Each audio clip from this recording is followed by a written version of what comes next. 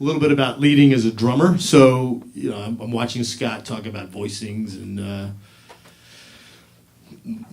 the whole harmony approach and stuff. And for me, a lot of times I'll be walking down the street, I'll come up with a melody, I'll just sing it into my phone, and then I got to get to a keyboard player and work it out. Often I'll go to Pro Tools and do a very rough demo and send that to the keyboard player, and then we get together and we write it out and get it down on paper a little bit better.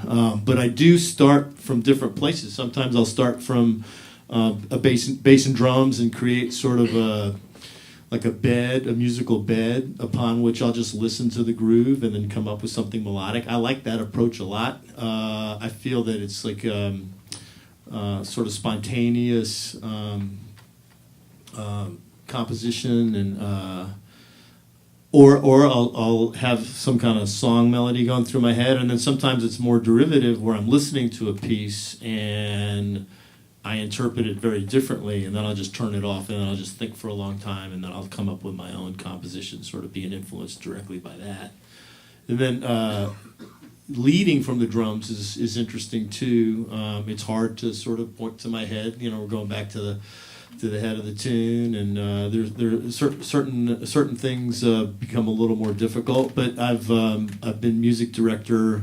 I've worked with Chaka Khan as music director and drummer, Regina Bell, Brenda Russell, Denise Williams, Bobby Kimball. Yeah, so my career's actually done okay from the perspective of drummer.